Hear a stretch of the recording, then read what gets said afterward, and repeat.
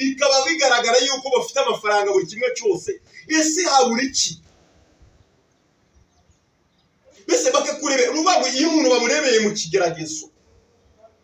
Niba murebeye mu kigeragezo, ikigeragezo nacyo kiravuga. Ikigeragezo kiravuga. Wagera mu rugo nawe ubwawe hakavuga. Matoro uryamaho ikavuga. Ukajya wumva iri kukuvugisha. N'ibyo wajya kubijya ukumva birimo biravuga.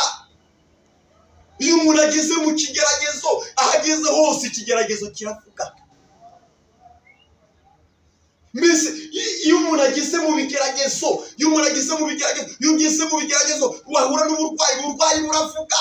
Uburwayi ukavuga ati birarangiye. Uburwayi ukakubwira ati n'ubundi ni hahandi urapfa. Icyo wakora cyose ati ni hahandi urapfa.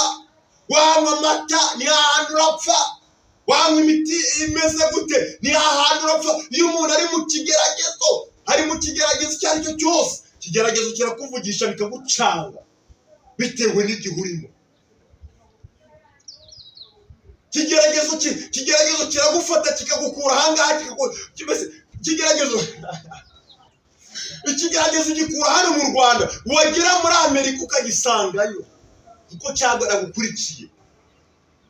Ikigeragezo gikura hano wagera Canada nawe ukagisangayo. Ikigeragezo gikura hano wagera Australia ukagisangayo kuko cyaragukurikiye. Mbese ikigeragezo iyo kiri ku muntu kiravuga pe. Ikigeragezo kigira amatwi, ikigeragezo kigira akanwa, kiravuga. Ariko ijambo ry'Imana rigera ritubwira ngo ibyo wibitinya nubwo cyavuga uzabyibagirwa, wibagirwa yuko wigeze gukorwa n'isoni. Manishe uzabyibagirwa. Dufite abantu benshi bibagiwe ibigeragezo bari bafite. Abo turabafite, tubafite ku rutonde. Hari abo tubona uhamya buri munsi, turabubona bucicikana hirya no hino ku YouTube. Natwe ubwacu twarabonye muri quartier ko bagiye bagirwa neza n'Imana kandi batabawe. Ubwo ufite n'ubwici. Reka kugira ubwoba. Yavuganye nawe iracyahari kandi n'inyembaraga.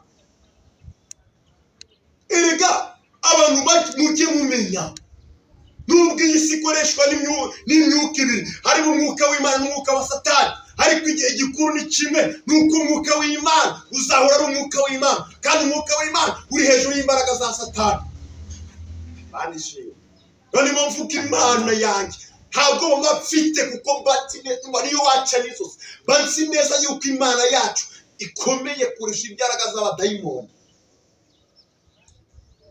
Erega yaradutete, ari ahantu yadukuye, hari aho twari turi, hari aho twari turuhiye. None se mwereka buri muntu wese afite amashimwe yashima Imana, ndetse afite n'icyo yavugira Imana. Nawe ubwawe ushyize ahangaha imbere ya kamera ufite icyo wavuga. Ufite icyo wavuga, ntabwo wabura icyo kuvuga.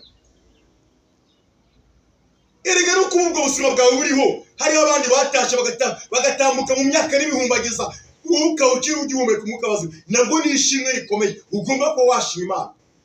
Kavuga tuwite nshimishijwe nuko ndiho. Ushobora kuba ufite inzara, birumvikana, ariko hariho bapfuye bicwa kandi barapfa, ariko ntibicwa n'inzara, bishwe n'ibindi bintu, ariko abo ntibakiriho bari bagiraho. Ishimwe rya mbere ryo ku buzima bwawe nuko ukiriho mama. Ishimwe rya mbere ryo ku buzima bwawe nuko ukiriho mubyeyi. Reka mubwire, icyiciro waba urimo cyose, ishimwe ufite nuko ubuzima bwawe ukiriho. Haleluya. Terano ryawe riracyahari. Mana ishimwe. Ntabwo mfite ubwoba bwo kuvuga yuko n'ibizabesho byose ari Imana ibigena.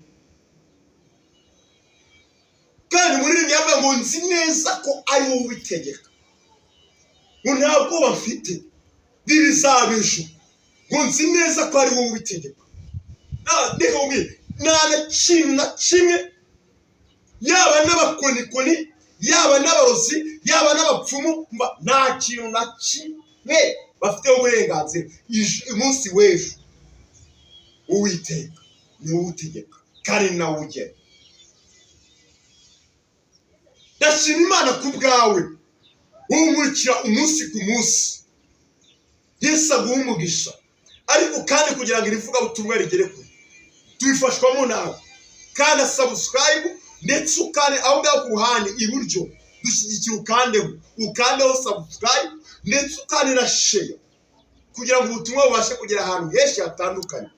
Imana iguha umugisha, kuko njyewe dutanga umugisha ntafite n'icyo naguhereza kandi naba nahise nkugabira, ariko nta kintu mfite njyewe nakugabira, ariko Imana yo mu ijuru ifite ikigabo, ifite n'ikitanga.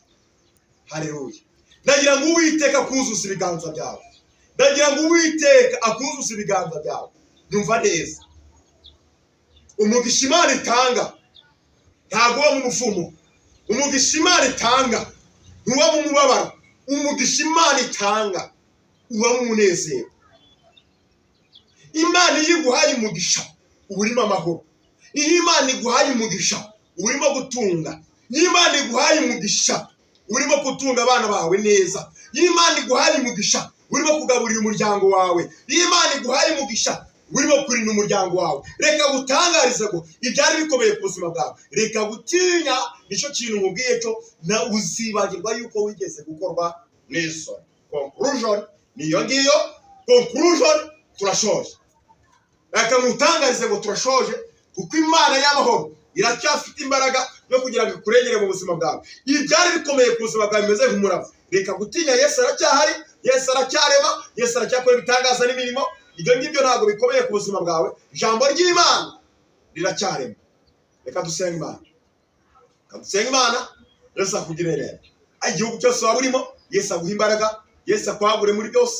Imana irashoboye kandi igira neza. Mana, mu izina rya Yesu Kristo wa Nazareti, kakanya nzi neza ko Imana yacu bwite.